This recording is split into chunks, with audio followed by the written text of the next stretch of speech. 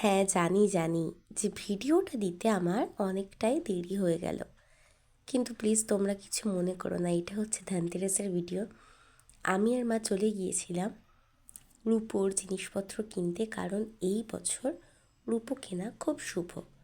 তো আমি আমার জন্য একটা আংটি কিনে দিয়েছে মা, আর আমি ভোলে বাবার জন্যে এই বেলপাতা আর পৈতে কিনেছি, আর দিদি জন্যে এই মঙ্গলসূত্রটা মা কিনেছে।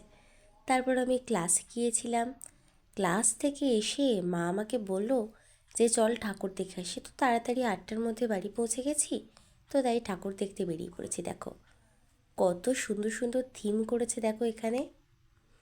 আর এই যে কঙ্কাল গিটার বাজাচ্ছে, এটা কিন্তু খুব সুন্দর লেগেছে আমার।